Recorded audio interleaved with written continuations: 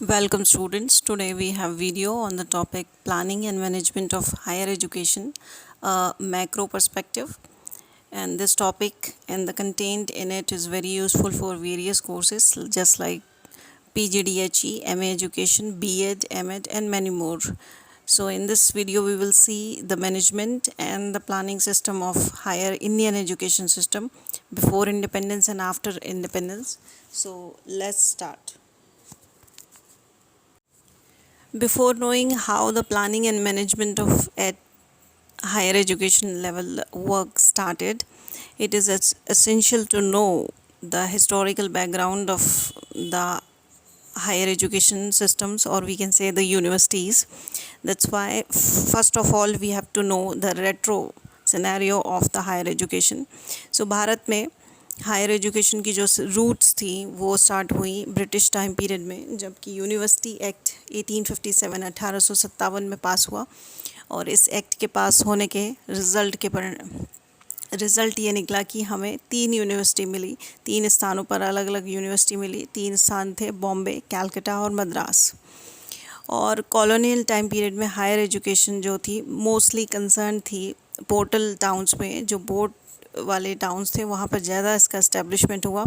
East India company ने इसको modernisation का नाम दिया कि हम एजुकेशन को मॉडर्नाइज़ कर रहे हैं, उसे इस्टेब्लिश कर रहे हैं, उसे ग्रो कर रहे हैं। लेकिन बेसिक उनका इसके पीछे मोटो ये था कि वो जो उन्होंने अलाइन रूल इस्टेब्लिश किया था उसको लेजिटिमेसी देना चाह रहे थे, उसको ज़्यादा शो करना चाह रहे थे कि we are align more practically. That's why उन्होंने एजुकेशन को एक हथियार के रूप में यूज़ किया। और इस टाइम पीरियड में जो यूनिवर्सिटी थी और जो कॉलेजेस थे उनके रोल थे कि स्टूडेंट्स जो थे ऐसे स्टूडेंट्स को तैयार करना जो कि यूरोपियन थॉट्स से, यूरोपियन सोसाइटी से फेमिलियर हों। सेकंड, उनका मेन मोटो ये था कि उनके कल्चरल को, उनकी वैल्यूज़ को प्रमोट करना, उनको आगे की ट्रांसमिट करना ताकि ब्रिटिशर्स आसानी से इंडिया में इस्टेब्लिश हो सकें। और तीसरा मेन फोकस ये था कि production of class of juniors, ऐसे जूनियर्स बनाना जो कि ब्रिटिश सिनेरियो से फेमिलियर हों और इजीली इंडिया में रहते हुए ब्रिटिश कंसेप्ट्स को समझ सकें और उनकी पॉलिसी को इम्प्लीमेंट कर सकें। तो ये 3 मेन फोकस था उस टाइम पीरियड में यूनिवर्सिटी इस्टेब्लिश करने का, रूलर्स का। और इससे related historical perspective of education नाम से इसी चैनल पर वीडियो है जिसमें हमने इसमें पूरा डिटेल में इसका डिस्क्राइब किया कि कैसे कैसे हिस्टोरिकल टाइम पीरियड में, ब्रिटिश टाइम पीरियड में हिस्ट्री में यूनिवर्सिटी लेवल पर डेवलपमेंट हुआ है। तो आप उस वीडियो को भी देख सकते हैं for better knowledge and deep knowledge. तो ये छोटा सा इंट्रो था ब्रिटिश टाइम पीरियड का। देन हम बात करते हैं पोस्ट इंडिपेंडेंस की। इंडिपेंडेंस के बाद भारत में यूनिवर्सिटी एजुकेशन कमीशन की स्थापना की गई, जिसे राधा कृष्णन कमीशन के नाम से भी जाना जाता है। और इसकी स्थापना 1948 में हुई एंड ये सबसे बड़ा मेजर लैंडमार्क के रूप में माना जाता है, क्योंकि इसमें जो गोल्स थे और जो ऑब्जेक्टिव्स थे वो रियली इंडिया की एजुकेशन को ग्रो करने के लिए थे। और ये पहला कदम है हायर एजुकेशन की तरफ। और उसके बाद कई सारे कमीशंस बने और इन कमीशंस ने अलग अलग तरीके से इसको नरिश किया, एजुकेशन को नरिश किया, जिसमें से मेन कमीशन के नाम हैं education commission 1964-66, education policy of 1968, draft policy on education 1978, national commission on teachers 1983, जिसमें बीएड और एमएड के स्टूडेंट्स को कंसीडर किया गया, national policy on education 1986, POE 1986 and programme of action of 1992। ये 2 प्रोग्राम ऑफ एक्शन थे जो कि अलग अलग टाइम पीरियड में आए। ये मेन पॉलिसी को ही में थोड़ा सा और चेंज करके, जब हम दोबारा एक नेशनल पॉलिसी में चेंज करके दोबारा थोड़ा सा और उसको इम्प्रूव करते हैं, तो फिर एक अमेंडमेंट की तरह पीओई आता है, प्रोग्राम ऑफ एक्शन, जो उसी का पार्ट होता है। तो अभी तक दो बार प्रोग्राम ऑफ एक्शन देखा जा चुका है, 1986 एंड 1992 में। तो ये पोस्ट इंडिपेंडेंस का सिनेरियो था, लेकिन ब्रिटिश टाइम पीरियड में ये मेरा बहुत ही अनफॉर्चुनेट था कि जो एफ़र्ट्स की गई एनकरेज करने के लिए, एजुकेशन को इनक्रेज करने के लिए, वो बेसिकली साइंस और टेक्निकल डिसिप्लिन में की गई। और इंडिया में जबकि इतना अच्छा रिच हाई ग्रेड इनपुट था, प्रोडक्शन, आयरन स्टील की अवेलेबिलिटी, गोल्ड की अवेलेबिलिटी जोग्राफिकली बहुत ही स्ट्रॉन्ग थी, उसके बावजूद इंजीनियरिंग के क्षेत्र में कोई भी डेवलपमेंट नहीं किया गया और सारा फोकस साइंस और टेक्निकल कोर्सेस पे रखा गया। और इंजीनियरिंग की फैकल्टी को उस टाइम पीरियड में इग्नोर किया गया, जो कि बाद में जाके भारत का एक वीक पॉइंट बना। सो बढ़ते हैं नेक्स्ट स्लाइड की तरफ। So in slide 3 we will see the recommendation of University Education Commission. University education commission 1948 में अस्तित्व में आया। इसका मेन हम रिकमेंडेशंस को लेंगे। पहला एजुकेशन कमीशन के अनुसार उनका पहला एम था कि एजुकेशन जो है वो प्रमोट करनी चाहिए innate ability of a person और innate ability of the students. उनको डेमोक्रेटिक एटीट्यूड से अवेयर करवाना मेन फोकस था उस टाइम पीरियड में। So the purpose of the education at this time period is to acquire an individual with his or her cultural heritage and make a wise or proper professional and vocational training to the students. So पहला concern ये था कि ऐसी education शिक्षा provide कराना ताकि जिससे कि बच्चों में उसकी एबिलिटी जो है इन्नेट, उसके ऑलरेडी अंदर एबिलिटीज़ हैं वो डेवलप हो सके और उसके अंदर डेमोक्रेटिक एटीट्यूड आ सके। सेकेंडली, ओवर क्राउडिंग यूनिवर्सिटी या कॉलेजेस जो हैं उनके नंबर को प्रिवेंट करना, उनको रोकना, उनको ओवर क्राउड से बचाना। और प्लस इसके साथ इसमें रिकमेंडेशन था कि working hours 180 days, working days जो हैं 180 से मिनिमम होने चाहिए एग्ज़ामिनेशन डेज़ के अलावा, यानी टीचिंग के जो ड्यूरेशन होगा ईयर में वो 180 डेज़ होगा। Then third recommendation is that agriculture जो रिमोट एरिया में है उसको हम प्रमोट करेंगे और ज़्यादा से ज़्यादा एग्रीकल्चर स्टूडेंट्स को हायर एजुकेशन की तरफ ले जाएंगे। And further in this regard further it is suggested that the nature and type of man power requirements and the scientific and technical base of the education system should be strengthened. And next, the medium of instruction up till now is in English, so this commission recommended that English medium जो mode of instruction था उसको हम change करके कोई और Indian language की तरफ उसको ले जाएंगे। और नेक्स्ट था कि thorough study of scientific method of educational and testing पर हम उस पर ज़्यादा फोकस करेंगे। साइंटिफिक मेथड एजुकेशन में यूज़ करेंगे और टेस्टिंग और अप्रेजल पर ज़्यादा फोकस करेंगे। मतलब स्टडी जो थी वो ज़्यादा प्रैक्टिकल बेस की जाएगी। इसके अलावा कमीशन ने कई सारे रिकमेंडेशंस दिए एंड उसमें से एक ये भी था कि पोस्ट ग्रेजुएशन लेवल की जो एजुकेशन है उसमें रिसर्च को हमें फोकस करेंगे और जो पीएचडी लेवल पर जो रिसर्च है उसको हम नॉलेज बेस्ड रिसर्च की तरफ ले जाएंगे। उसको स्पेसिफिक ना करके उसको वाइड रखा गया, उसमें स्पेशलाइजेशन पर फोकस ना करके उसको वाइड रेंज में रखा गया। इस तरह से कई सारे रिकमेंडेशन इस पहले यूनिवर्सिटी एजुकेशन कमीशन ने दी है। चलते हैं नेक्स्ट स्लाइड की तरफ। नेक्स्ट स्लाइड में हम क्लासिफिकेशन देखेंगे, यूनिवर्सिटी को किस तरह से क्लासिफाइड किया गया था। और तो स्ट्रक्चर और ऑर्गेनाइजेशन के बेस पे इंडिया में आफ्टर इंडिपेंडेंस यूनिवर्सिटी को 3 कैटेगरीज में ब्रॉडली डिवाइड किया गया। फर्स्ट कैटेगरी थी unitary universities, second is federal universities and third is affiliated university. तो यूनिटरी यूनिवर्सिटी जो थी वो टीचिंग वर्क भी कराती थी और रिसर्च भी करवाती थी अपने कैंपस में। एंड उसमें बहुत सारे अलग अलग कोर्सेज चलाए जाते थे। और इसका एग्ज़ाम्पल अगर आज के सिनारियो के साथ देखा जाए तो है Aligarh Muslim University is a unitary university. इसके अलावा Hindu University, Varanasi University, MS University Baroda and Jawaharlal Nehru University. All these universities are unitary universities.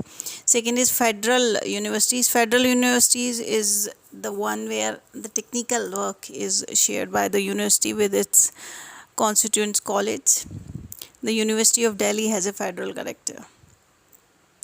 तो ऐसी यूनिवर्सिटी जो कि अपना टेक्निकल वर्क को अपने कॉलेजेस जो उसके अंडर में आते हैं उनके साथ शेयर करती हैं, उसको सिमिलर मतलब वो पैरेलल चलता है वर्क, तो उसको हम फेडरल यूनिवर्सिटी की कैटेगरी में रखते हैं। और दिल्ली यूनिवर्सिटी इसका एक एग्जांपल है।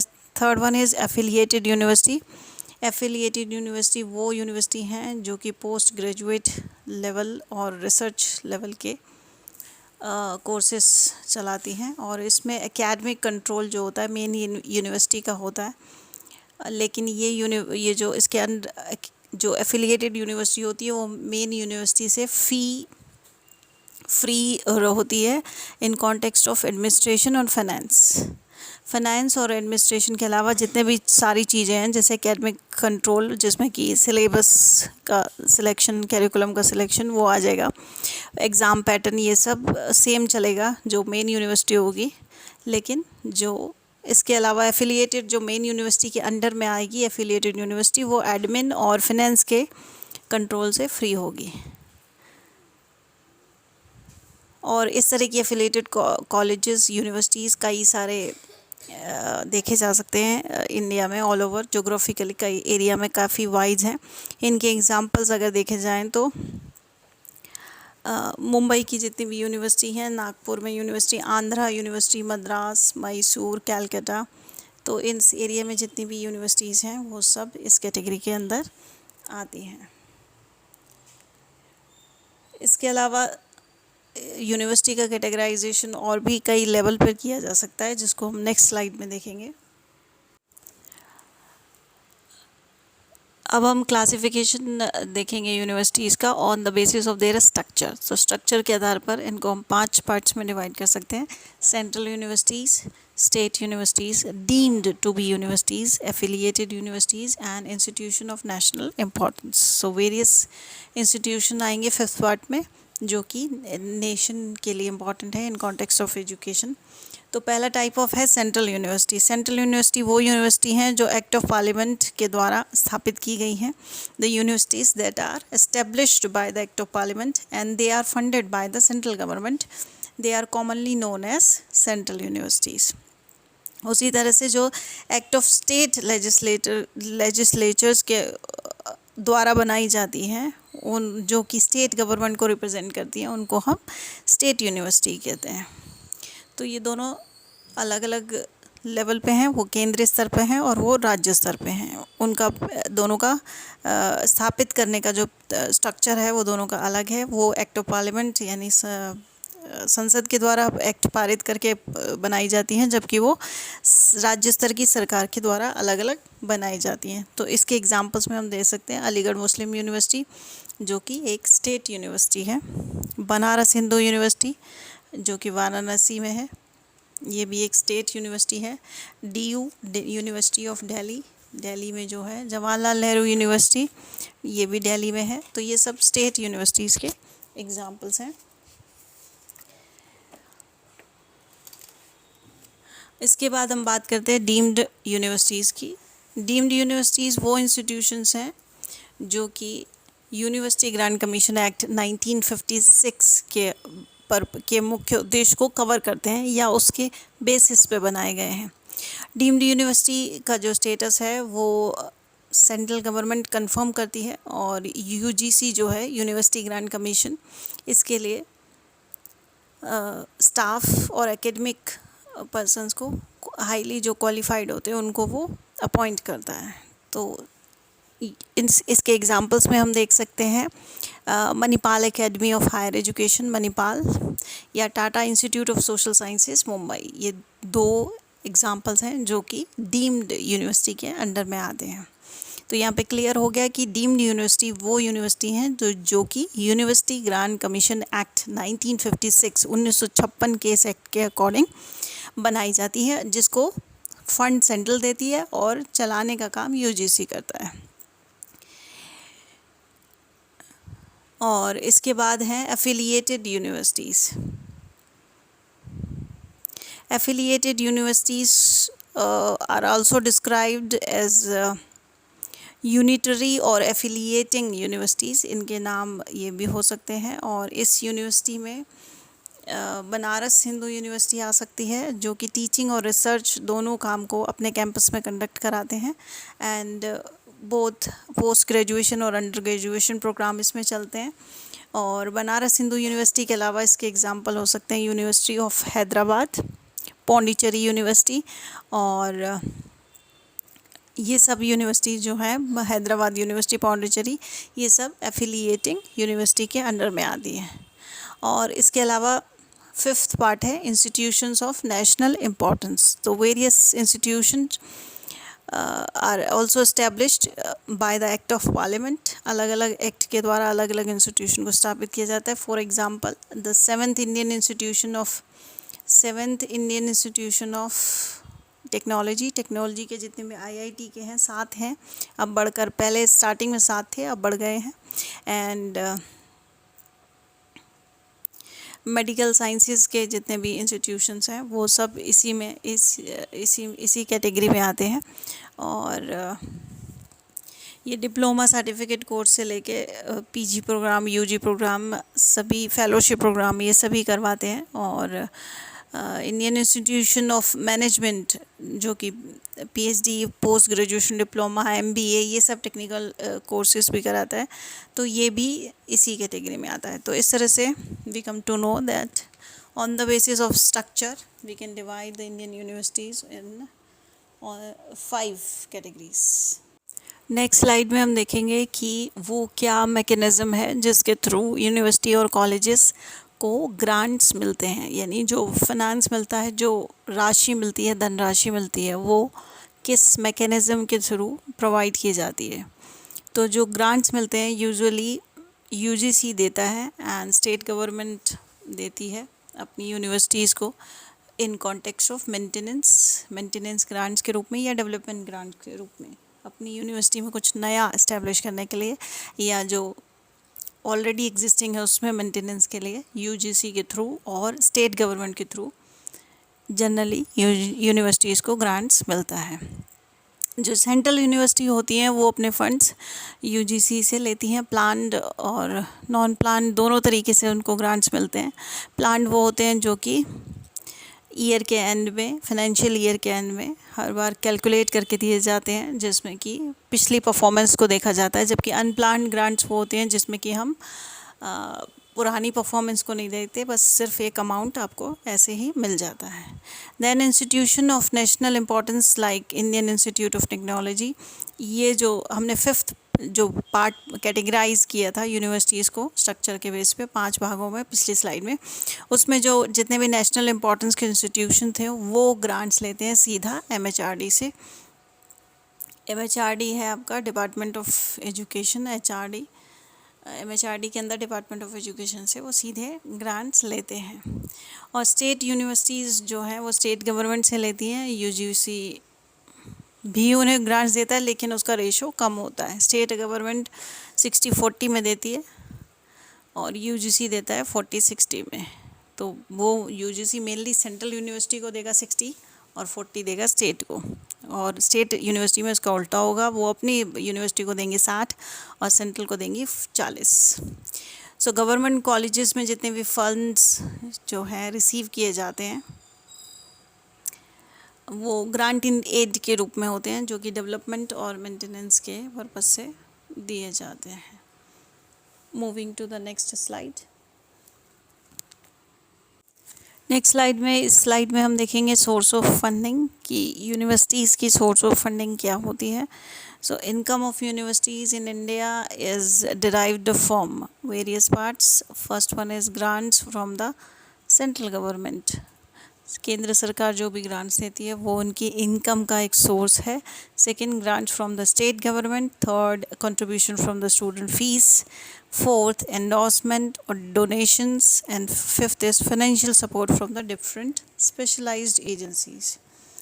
तो यह 5 अलग अलग तरीके से वो अपनी इनकम को जनरेट करती हैं। तो बेसिकली 3/4 जो टोटल आय का 3/4 पार्ट है वो टोटल इनकम, वो जो यूनिवर्सिटी की टोटल इनकम का 3/4 पार्ट है वो गवर्नमेंट सोर्सेज से ही उसे प्रोवाइड होता है। गवर्नमेंट ही प्रोवाइड कराती है, चाहे वो स्टेट की हो चाहे सेंटर की हो। और उसके अलावा जो शेयर बचा 3/4 के अलावा जो पूरी इनकम का पोर्शन बचा उसमें से माइनस करने के बाद, तो वो donation fees, student fees, donations या कोई वॉलेंट्री कंट्रीब्यूशन से अलग अलग तरीके से अलग अलग यूनिवर्सिटी का जनरेट होता है। द स्टूडेंट फीस जो है वो कंपलसरी पार्ट है उनकी इनकम का, बाकी टेम्परेरी हैं। तो share of the source of the student fees plays an important role in generating income. और जो सेंट्रल यूनिवर्सिटीज़ या हम कहें सेंट्रल यूनिवर्सिटी के साथ डीम्ड यूनिवर्सिटी जो है वो अपना लार्ज फंड सेंट्रल गवर्नमेंट से या फेडरल गवर्नमेंट से ले लेती हैं। और उसके अलावा और किसके थ्रू लेती हैं? यूजीसी के थ्रू। तो यूजीसी एक चैनल की तरह जो फंड्स है वो उनको वहाँ से लेके, सेंट्रल से लेके उनको दे देता है। तो सेंट्रल यूनिवर्सिटीज़ और डीम्ड यूनिवर्सिटीज़ अपना मेन सोर्स रखती हैं गवर्नमेंट। इसके अलावा जो नेशनल इम्पोर्टेंस की बात की थी हमने, national important institution of national nation important और नेशनल ओपन यूनिवर्सिटीज़, वो अपना फंड सेंट्रल गवर्नमेंट से लेते हैं डायरेक्टली। और वो अदर जो उनके सोर्सेज होते हैं, जैसे खास करके ओपन यूनिवर्सिटीज़ जो होती हैं उनके अदर सोर्सेज जैसे स्टूडेंट्स की फ़ी या डोनेशन, वो उनके थोड़े वीक होते हैं, इसलिए वो सारा ऑलमोस्ट मेन फोकस उनका गवर्नमेंट पे रहता है। सेंट्रल गवर्नमेंट उन्हें अमाउंट देती है। तो रिस्पॉन्सिबिलिटी स्टेट गवर्नमेंट की, स्टेट यूनिवर्सिटीज़ की स्टेट गवर्नमेंट पर होती है, उनके मेंटेनेंस की, उनके। इसके अलावा सेंट्रल गवर्नमेंट भी स्टेट यूनिवर्सिटीज़ को ग्रांट देती रहती है और हायर एजुकेशन के लिए प्रमोट करती रहती है। ICAR जैसे जो इंस्टीट्यूशन है या एग्रीकल्चर इंस्टीट्यूशन है, मेडिकल इंस्टीट्यूशंस हैं, ये अपने ग्रांट्स सेंट्रल गवर्नमेंट से मेनली लेते हैं और उसके अलावा स्टेट गवर्नमेंट से लेते हैं। तो इस तरह से डिफरेंट एरिया से सोर्स के थ्रू इनकम जनरेट की जाती है यूनिवर्सिटीज़ में। अगली स्लाइड की तरफ। इस स्लाइड में हम देखेंगे कि कौन सी मिनिस्ट्री और एजेंसी हैं जो कि इंडियन हायर एजुकेशन से सीधे कंसर्न रखती हैं। तो मिनिस्ट्री ऑफ एजुकेशन तो मेन डिपार्टमेंट है, मेन मिनिस्ट्री है जो कि रिस्पॉन्सिबल है, लेकिन वह पूरी तरीके से एक्सक्लूसिवली रिस्पॉन्सिबल नहीं है। इसके अलावा मैनी अदर एजेंसीज़ और मिनिस्ट्री हैं जो डायरेक्टली हायर एजुकेशन में इन्वॉल्व हैं। तो उनके बारे में हम बात करेंगे। तो पहली इनमें मिनिस्ट्री है ministry of human resource development, MHRD जिसको शॉर्ट में बोलते हैं, ह्यूमन रिसोर्स डेवलपमेंट, मानव संसाधन विकास मंत्रालय। तो ये सेकेंडरी लेवल की जो स्कूल की एजुकेशन होती है से लेकर हायर एजुकेशन तक की सारे लेवल्स को ये कंसर्न करता है। और ये एजेंसी जो है, जो मिनिस्ट्री है, ये हायर एजुकेशन के लिए पॉलिसीज़ बनाती है। इसके अलावा टेक्निकल और इंजीनियरिंग की जो एजुकेशन है उसको हैंडल करने के लिए MHRD ने एक अलग से सेपरेट यूनिट बना रखी है जो कि टेक्निकल और इंजीनियरिंग की पढ़ाई को देखती है। तो उसके जो all India council of teacher education के नाम से AICTE, जो इससे रिलेटेड, जो टेक्निकल एजुकेशन से रिलेटेड और इंजीनियरिंग से रिलेटेड इम्पॉर्टेंट पॉलिसीज़ और इम्पॉर्टेंट डिसीजंस देखती है, जो कि MHRD के अंडर में होती है। सेकंड है ministry of agriculture. Ministry of agriculture जितनी भी एग्रीकल्चर बेस्ड यूनिवर्सिटीज़ हैं उनके फाउंडेशन से लेके उनके सारे प्रोसीजर को, एडमिनिस्ट्रेशन के बारे में कंसर्न रखता है। मिनिस्ट्री ऑफ एग्रीकल्चर जो है Indian council of agriculture research ICAR के थ्रू ऑपरेट किया जाता है, मतलब उनके डिपार्टमेंट का नाम ICAR है और मिनिस्ट्री का नाम मिनिस्ट्री ऑफ एग्रीकल्चर है। और मेडिकल के लिए उन्होंने अलग से बना रखा है, इसी तरह से एग्रीकल्चर की तरह से। तो MCI है मेडिकल काउंसिल ऑफ इंडिया, और Indian council of medical research ICMR, ये दोनों मेडिकल एजुकेशन का कंसर्न रखते हैं under the ministry of agriculture.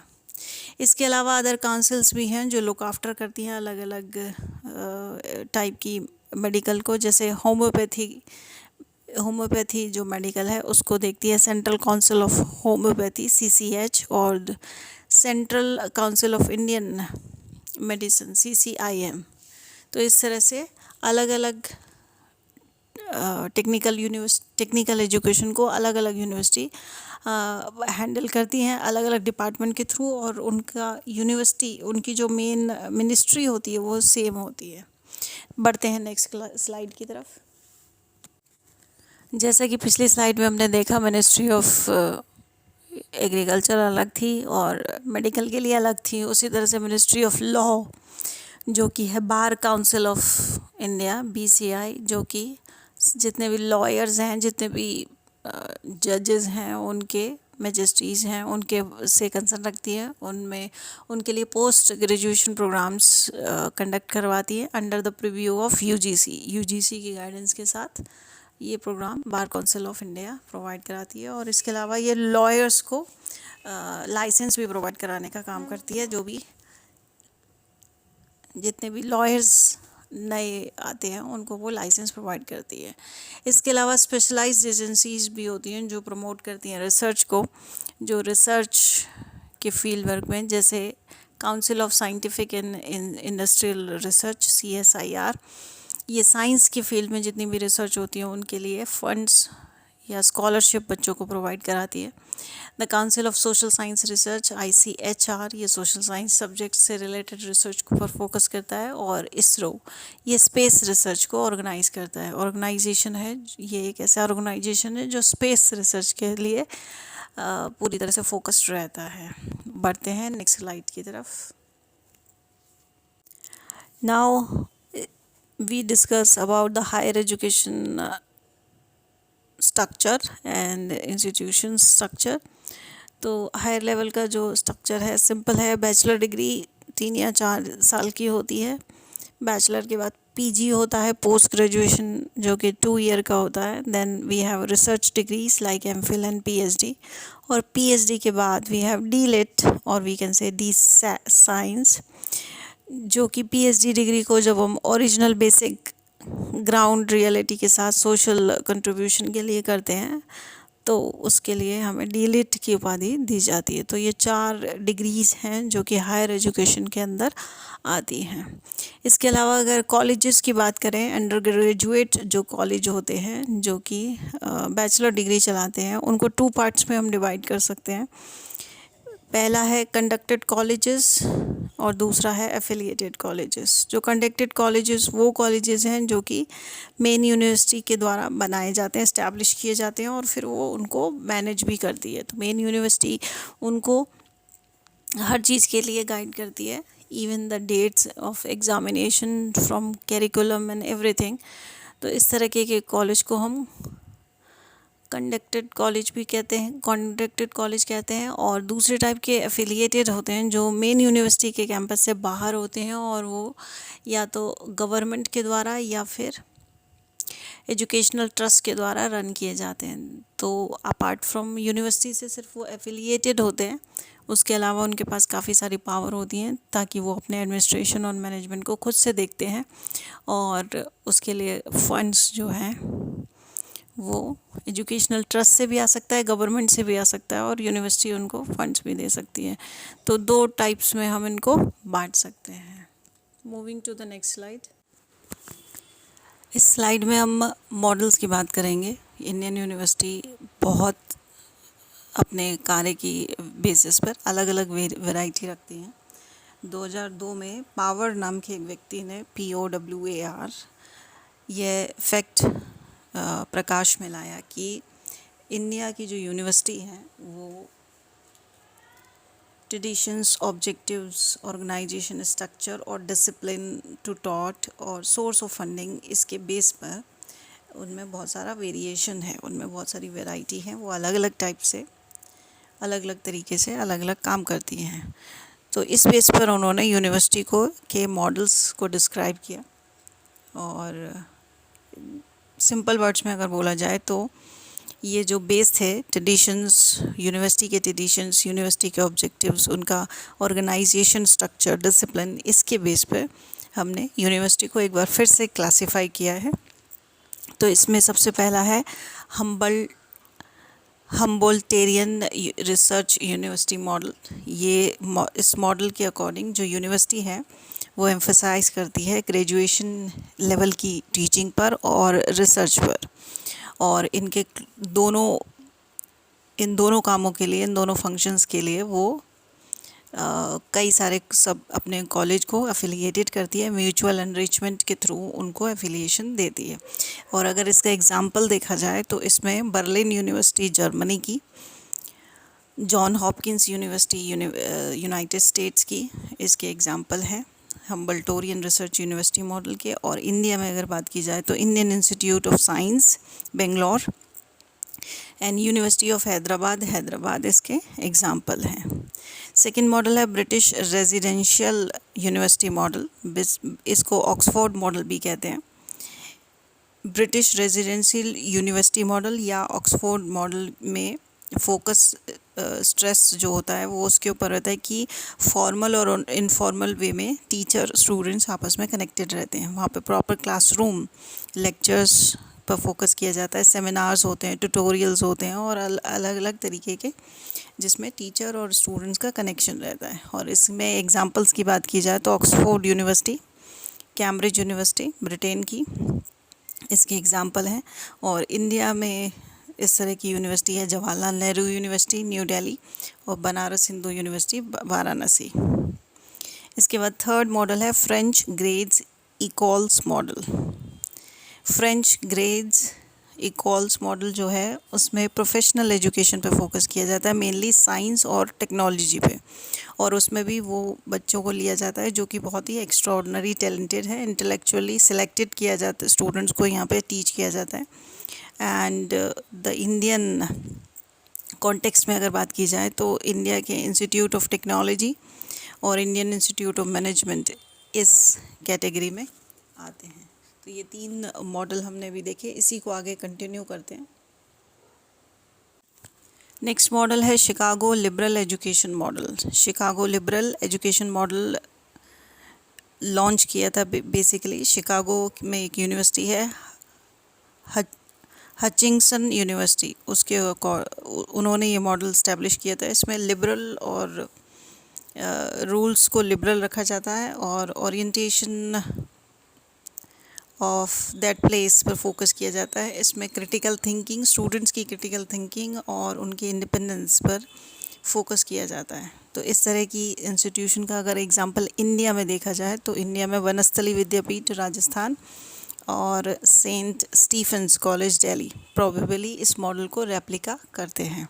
इस मॉडल के अंदर मेन फोकस था कि स्टूडेंट्स की इंडिपेंडेंट थिंकिंग और क्रिटिकल थिंकिंग डेवलपमेंट हो।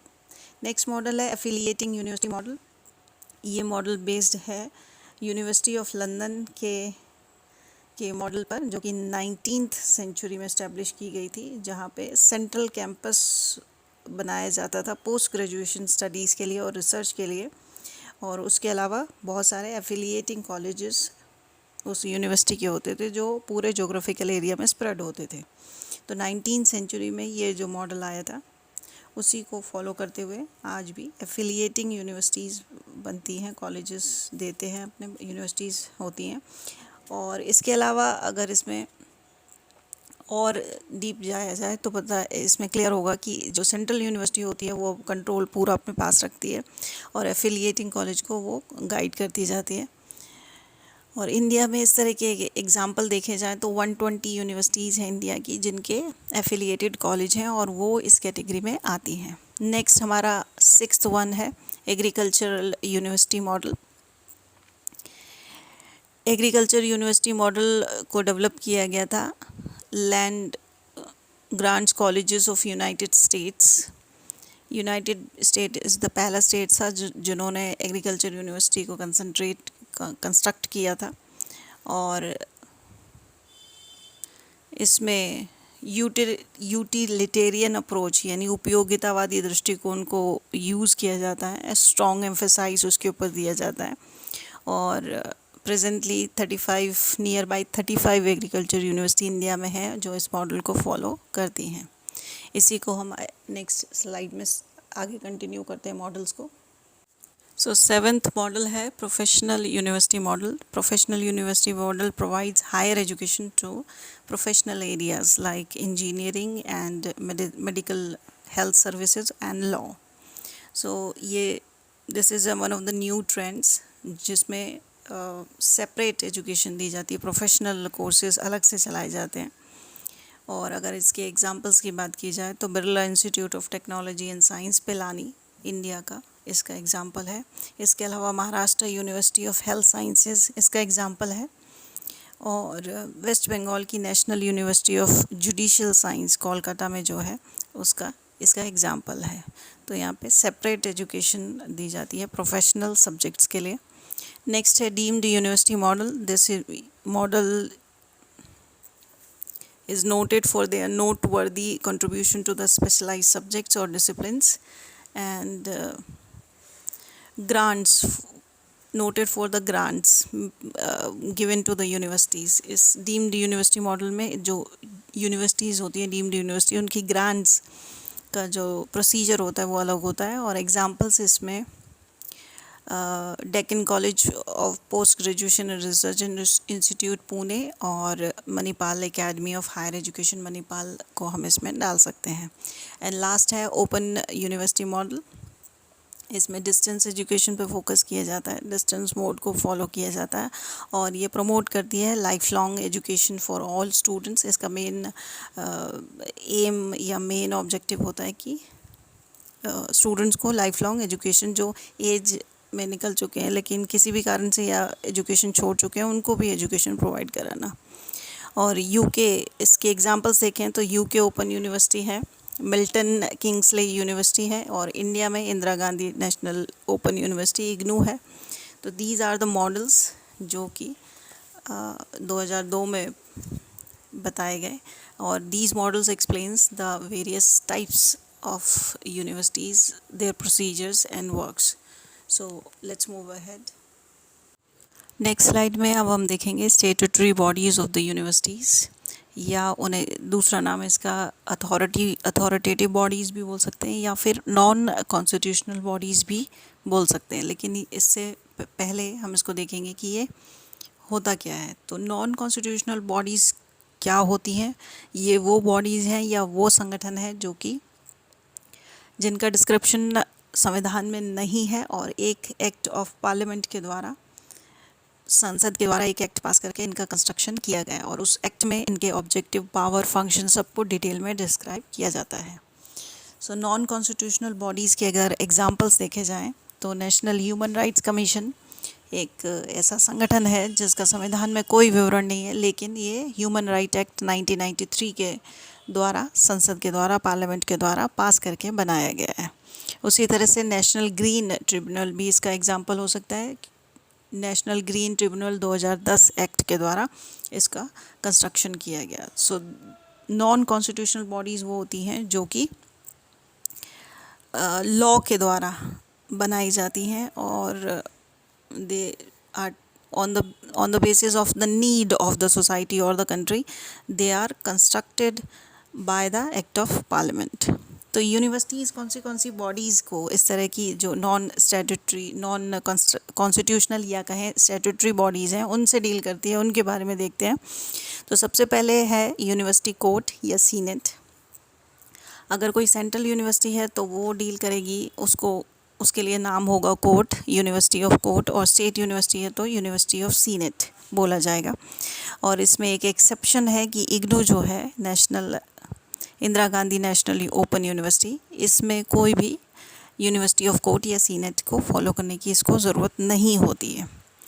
तो ये जो सीनेट है या कहें कोर्ट है, ये बनता कैसे है? ये 100 मेंबर्स से बनता है, यूनिवर्सिटी के जितने भी हैं लर्नड पर्सन, जिसमें कि एक्स ऑफिशियो मेंबर्स और representative of various professional studies, सभी वेरियस प्रोफेशंस अलग अलग जो स्ट्रीम के रिप्रेजेंटेटिव्स हैं उसमें होते हैं, और सारे प्रिंसिपल्स होते हैं जो कि एफिलिएटेड कॉलेज के उसके होंगे। यूनिवर्सिटी के अंदर में जितने भी कॉलेजेस जो एफिलिएटेड हैं उनके प्रिंसिपल, उसके अलावा non teaching and teaching staff, तो ये सब मिला के एक सीनेट या कोर्ट का निर्माण करते हैं। तो ये एक हाईएस्ट बॉडी है जो कि डिसीजन मेकिंग प्रोसेस में इन्वॉल्व रहती है, ये रिलेटेड विद द यूनिवर्सिटीज़, और ये बजट पर, यूनिवर्सिटी के बजट पर कंट्रोल करती है।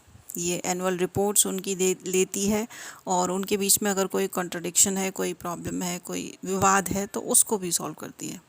और ये एक्ट, यूनिवर्सिटी के जितने भी एक्ट अभी तक पास हुए उनको रिव्यू करती है। एग्ज़ामिनेशन का में कौन सी बॉडी क्या रोल निभाएगी उसको भी देखती है। मेंटेनेंस पर भी वह ध्यान देती है, और ये बेसिकली ये सुपरविज़न का काम करती है टीचिंग और एडमिनिस्ट्रेटिव सभी एरिया में, और इसकी रिस्पॉन्सिबिलिटी हायर लेवल की होती है, और ये सारी यूनिवर्सिटीज़ को अपने अंडर में लेती है। सेकंड है एग्जीक्यूटिव काउंसिल, सिंडिकेट या बोर्ड ऑफ मैनेजमेंट। तो जो सेंट्रल यूनिवर्सिटीज़ होती हैं उनके जो प्रिंसिपल होते हैं वो एग्जीक्यूटिव काउंसिल के नाम से जाने जाते हैं, और स्टेट में होता है तो सिंडिकेट या एग्जीक्यूटिव काउंसिल या बोर्ड ऑफ मैनेजमेंट कह सकते हैं। मतलब स्टेट लेवल की यूनिवर्सिटी होगी तो हम बोर्ड ऑफ मैनेजमेंट बोलेंगे, और एग्जीक्यूटिव काउंसिल बोलेंगे सेंट्रल लेवल पर, और स्टेट में सिंडिकेट भी बोल सकते हैं। तो दो नाम स्टेट के लिए, एक नाम सेंट्रल के लिए। बेसिकली इसमें होता क्या है, इसमें जो मेन फंक्शन होता है, यूनिवर्सिटी की बॉडी है ये, इसमें जितने भी एलुमनाई प्रिंसिपल्स हैं उनको और फैकल्टीज़ को, गवर्नमेंट रिप्रेजेंटेटिव्स को शामिल किया जाता है, और उनका संगठन, उन्हीं में से फिर एक चेयरपर्सन भी चुना जाता है। और ये इसका बेसिक फंक्शन है रेगुलेट करना सारे अकाउंट्स, इन्वेस्टमेंट्स को, प्रॉपर्टी, बिजनेस, यूनिवर्सिटी से रिलेटेड जितना भी एडमिनिस्ट्रेटिव अफेयर है उसको ये देखती है। इसके बाद है academic council. Academic council all senior officers university के, इंक्लूडिंग द डीन और the head of the departments of the various streams या कहें वेरियस स्कूल्स, और ex officio member of the academic councils, ये सब मिलके इसको बनाते हैं।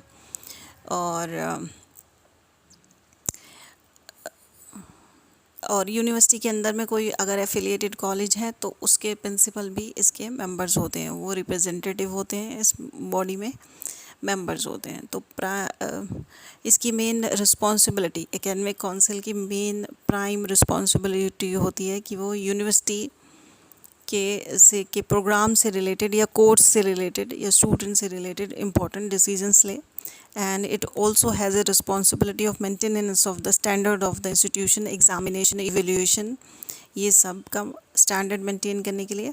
और एकेडमिक काउंसिल जो होती है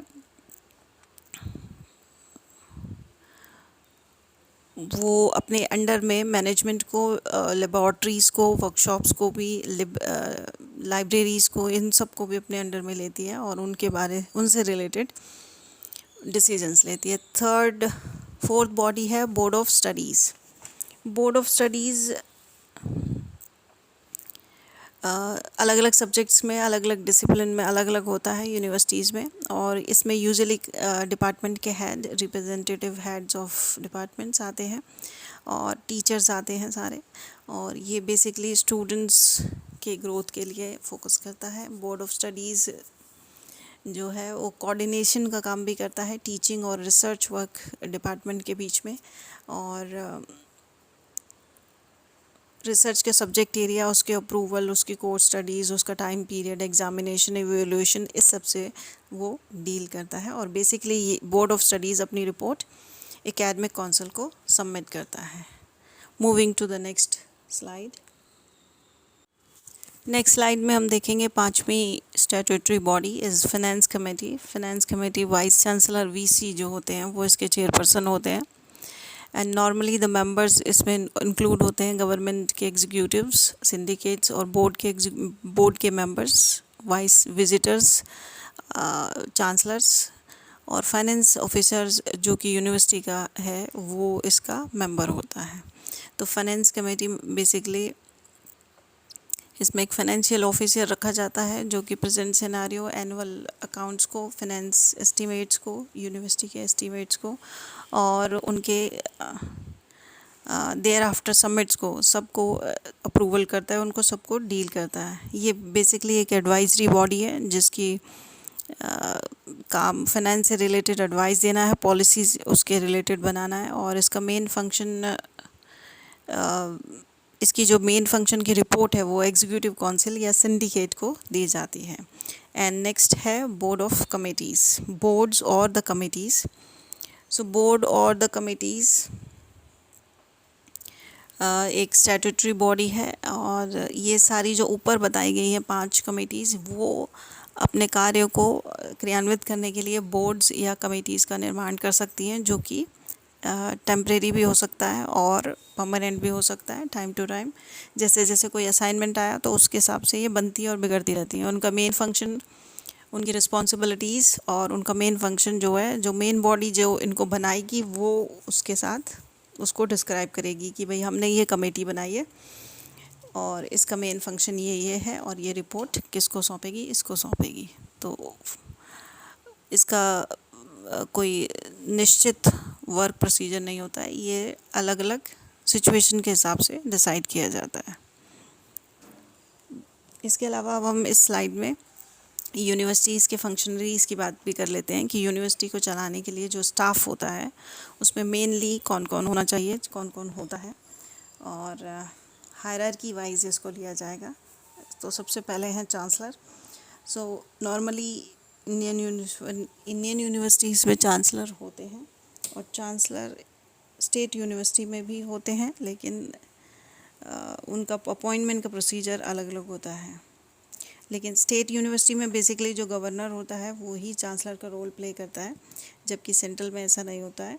सेंट्रल यूनिवर्सिटीज़ में president of India who is known as the visitor of the university appointed as a chancellor of the university. तो वहाँ पे गवर्नर स्टेट में और यहाँ पर प्रेसिडेंट। तो chancellor of the central universities whether elected or nominated by the central government are usually a man to repute or a person of academic distinctions। तो एक ऐसा पर्सन जो सोशली एकेडमी में रिनाउंड पर्सन हो उसको हम appoint करते हैं और अगर नॉमिनेटेड होता है तो प्रेसिडेंट होता है। देन अलग अलग यूनिवर्सिटी का प्रोसीजर अलग अलग है एंड बेसिकली जो यूनिवर्सिटीज़ के चांसलर्स होते हैं वो हाई लेवल के अथॉरिटेटिव पर्सन्स होते हैं जो रिनाउंड होते हैं। इनका मेन फंक्शन होता है कि 2 टाइप के इनके फंक्शन होते हैं, एक तो संवैधानिक और एक नॉन संवैधानिक, स्टैट्यूटरी और नॉन स्टैट्यूटरी। स्टैट्यूटरी फंक्शन में वो यूनिवर्सिटीज़ के एक्ट से रिलेटेड, एक्ट में जो जो डिस्क्राइब किया गया है उससे संबंधित काम करते हैं और उसके अलावा गैर संवैधानिक में वो छोटे मोटे जो अलग फंक्शंस आते रहते हैं उनसे वो डील करते हैं। और इसके नीचे वाइस चांसलर होता है। वाइस चांसलर यूनिवर्सिटी का मेन पर्सन होता है, वो यूनिवर्सिटी को कंसाइज करके उसको एक साथ चलाने के लिए रिस्पॉन्सिबल होता है। और यूनिवर्सिटी एजुकेशन कमीशन रिपोर्ट 1948-49 में इसको क्लियरली डिस्क्राइब किया गया है वाइस चांसलर के रोल को। तो वाइस चांसलर के रोल को कोठारी कमीशन में 1964-68 में भी काफ़ी अच्छे से डिस्क्राइब किया गया है, क्योंकि वो एक मेन असेट होता है यूनिवर्सिटी को संचालित करने के लिए। वाइस चांसलर की पोस्ट पे जो पर्सन चेयरपर्सन होता है वो यूनिवर्सिटी की मेन एसेट होता है। वो सारे जो अदर एजेंसीज़ हैं जैसे कि सीनेट और एग्जीक्यूटिव्स और सिंडिकेट्स और उनको वो अपने अंडर में डील करके चलता है। इसके बाद we have pro vice chancellor, जो कि वाइस चांसलर को एडवाइस देने के लिए एडमिनिस्ट्रेटिव काम करता है। Then we have registrar. Registrar is next in the hierarchy और registrar is traditionally has been a permanent administrator और हेड ऑफ द यूनिवर्सिटीज़। ये एक स्टाफ होता है एडमिनिस्ट्रेटिव और इसका काम फिक्स्ड होता है। नेक्स्ट है डीन ऑफ फैकल्टी और the school. It is in most of the universities in India, dean is appointed by the vice chancellor from amongst the professors of the faculties of the schools who have 2 years or more experiences according to the on the basis of the seniority. तो एक particular stream का जैसे school of education है उसका head dean होगा अलग से, और स्कूल ऑफ साइंस है उसका अलग होगा, तो उसको and this is called dean of faculty. Dean of faculty is responsible for conducting for the conducts and standards of teaching and research in their school or in their faculty members. He or she may coordinates, supervise the department or arrange the examination in the universities. वो अपने stream के अपने उस area के examination को conduct करवाते हैं, और इसके अलावा वाइस चांसलर या एग्जीक्यूटिव ऑफ काउंसिल या सिंडिकेट के द्वारा कुछ एक्स्ट्रा काम दिया गया है तो उसको भी वो time to time figure out करते हैं।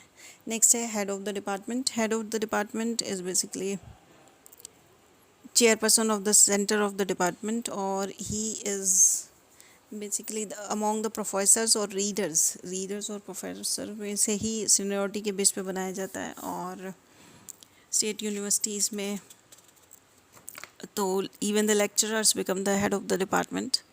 So head of department deals all the situations of the classrooms, maintenance, discipline, and laboratories and all the practicals and theory classes. और इसके अलावा जो एक्स्ट्रा काम जो कि हेड ऑफ द स्कूल के द्वारा दिया गया है उसको वो डील करता है।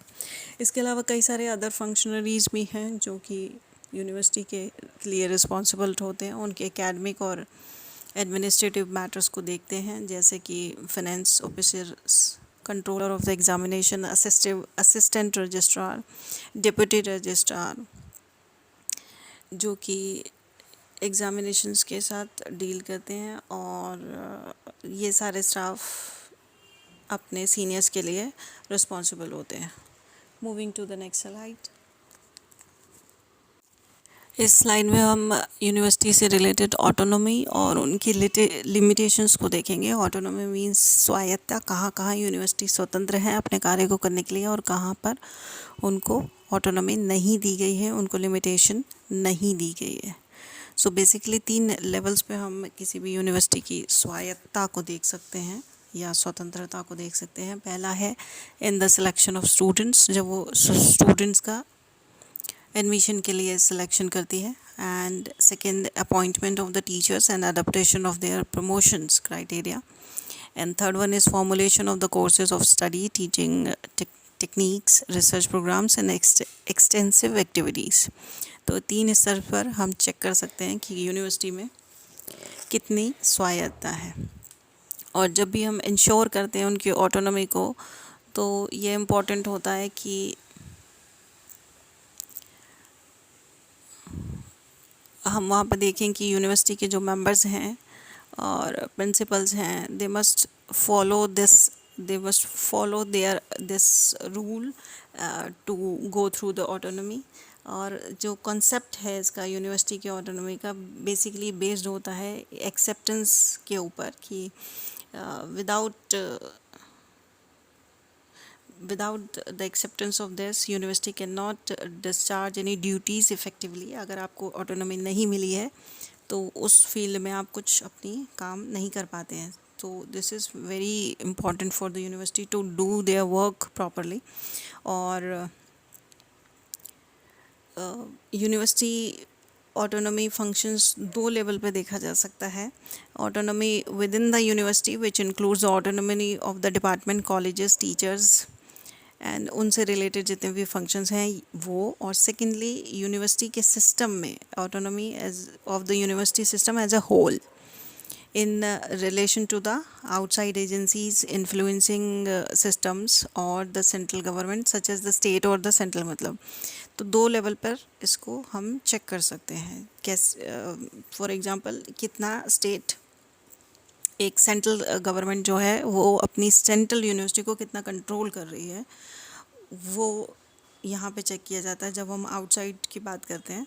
और एक स्टेट उसी तरह से राज्य स्तर की सरकार कितना अपनी यूनिवर्सिटी को कंट्रोल कर रहा है, कितना उसको फंड्स प्रोवाइड करा रहा है, कितना नहीं करवा रहा है, किस तरह से वो उसको अपने हिसाब से चला रहा है या कितना नहीं चला रहा है। ये सेकंड लेवल हो गया। और फर्स्ट था कि उस यूनिवर्सिटी के अंदर कितनी ऑटोनॉमी है, उसके डिपार्टमेंट्स कितने फ्री हैं काम करने के लिए, कॉलेजेस जो उससे एफिलिएटेड हैं वो कितने फ्री हैं अपने काम को अपने तरीके से करने के लिए, टीचर्स स्टूडेंट्स कितने फ्री हैं पढ़ने और पढ़ाने के लिए। तो ये दो क्राइटेरिया हैं जिसके थ्रू हम ऑटोनॉमी दे सकते हैं। अब ऑटोनॉमी की जो लिमिटेशंस हैं उसकी बात करते हैं कि कहाँ कहाँ यूनिवर्सिटीज़ को इसके लिए लिमिटेशंस दी गई हैं।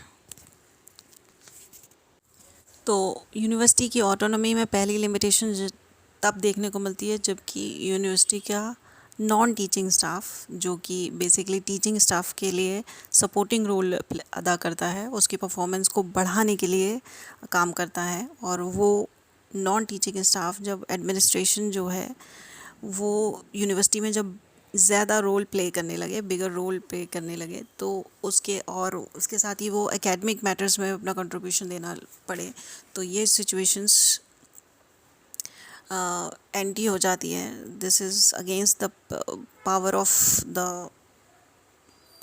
The principle of the university. वो प्रिंसिपल की यूनिवर्सिटी को उसकी फ्रीडम को कम कर देता है। तो यहाँ पे situations, this is contrary to the principles of the university autonomy। और इस सिचुएशन में हम देखते हैं कि ऑटोनॉमी जो अंदर यूनिवर्सिटी के अंदर की जो ऑटोनॉमी थी वो ख़त्म हो जाती है। तो इसको डिसाइड करने के लिए, इसको हैंडल करने के लिए फिर डिसीजंस लेने पड़ते हैं, पॉलिसी बनानी पड़ती है। So this is one of the limitations which is situational and which is very problematic to the universities।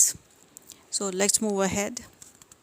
Second situation वो है जबकि ऑटोनॉमी यूनिवर्सिटी की ख़त्म हो जाती है या कम हो जाती है, वो है कि जब ईच एंड एवरी लेवल पे लोगों की जो एम्प्लॉयज़ है उनकी टेंडेंसी होती है कि वो अपने इन्फ्लुएंस को बनाए रखें।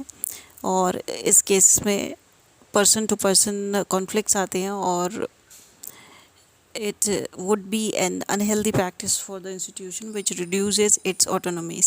Third one is university if they have affiliated college, तो affiliated college की situation में उनको liberalization देना is very necessary। तो here the role of the university is to guide that affiliated college, not to control it। So in this case also the autonomy affected। And next fourth one is in order to encourage student participation in the management process, the university has to realize the responsibility of healthy functions of the administration, and student must be given the responsibilities or representation from the various university bodies so that the autonomy of the university can be maintained। Let's move ahead। Next fifth point है कि university में academics में students और teacher दोनों important play role करते हैं। तो उन दोनों के बीच में जो कोऑर्डिनेशन है वो जॉइंट होना चाहिए, कोऑर्डिनेशन स्ट्रॉन्ग होना चाहिए। और इसके लिए जॉइंट कोऑर्डिनेशन कमेटीज़ इस्टेब्लिश करनी चाहिए ताकि यूनिवर्सिटी की आंतरिक ऑटोनॉमी को, स्वायत्ता को हम बनाए रखें। 6 पॉइंट है कि another important dimension of university is related with academic freedom. तो टीचर्स को कितनी एकेडमिक फ्रीडम दी जाती है, वो टीचर अपने टीचिंग को कितना इंजॉय करते हैं, that implies the autonomy of a particular university. So इस कंसर्न में टीचर्स को फ्रीडम दी जानी चाहिए कि वो अपने अकॉर्डिंग अपने तरीके से टीच कर सकें। तो ये सब 6 पॉइंट जो अभी हमने देखे वो यूनिवर्सिटी के अंदर की ऑटोनॉमी की बात करते हैं। और यहीं पर अगर हम आउटसाइड द एजेंसीज़ की बात करें, जो कि ऑटोनॉमी से रिलेटेड कंसर्न को ही आउटसाइड द एजेंसी में करें, तो इसमें यूनिवर्सिटी की अथॉरिटी को, ऑटोनॉमी को समझना एंड उसके पावर को सिलेक्ट करना इम्पॉर्टेंट हो जाता है। उस यूनिवर्सिटी का अदर यूनिवर्सिटी और उसके अफिलिएटेड कॉलेज से जो रिलेशन है उसको मेंटेन करना, उसको स्ट्रॉन्ग बनाए रखना एसेंशियल है। और मैक्रो लेवल पर अगर इसको कंसर्न किया जाए तो रिसर्च पोर्शन जो यूनिवर्सिटीज़ कंसर्न कराती हैं वो भी एक ऑटोनॉमी को इन्वॉल्व करता है, तो उसे भी स्ट्रॉन्ग एरिया है, उसको भी स्ट्रॉन्ग रखना चाहिए। So these are the points which shows the limitations of autonomy of the universities. So to sum up, we come to know that India में जब प्री इंडिपेंडेंस टाइम में पहली बार यूनिवर्सिटी एस्टेब्लिश हुई थी, तब से लेके आज तक सेम मॉडल के पैटर्न को हम फॉलो कर रहे हैं। ऑल्दो हमने यूनिवर्सिटी ऑफ लंदन के मॉडल में मॉडिफिकेशन किया है, लेकिन इसमें और अभी सुधार की ज़रूरत है। और यदि हम यूनिवर्सिटी के स्ट्रक्चर को ओवरव्यू करते हैं, then we come to know that every Indian university, be it a federal or affiliated one, certainly have a body, and they have occupied an important position in its administrative system. These statutory bodies, whether it's a council or a syndicate or a board of management or senate or academic council or the board of studies, financial committees or board of committees, each one of have a unique role to play in the planning and policy making of the universities. So all the parts, all the bodies should be considered properly, and internal management of the university rests with its functionaries organized in the hierarchy way, such as vice chancellor, chancellors, registrar, dean of the faculty, and so on. So all these have a role to play to shape the academic or administrative matters of the universities. So, or apart from that, in this video we discuss about the autonomy of the universities, internal or outside the autonomies, autonomy within the university related with the teaching learning situations, and the autonomy of the university in relation to the outside related with the agencies in achieving the broad national goals.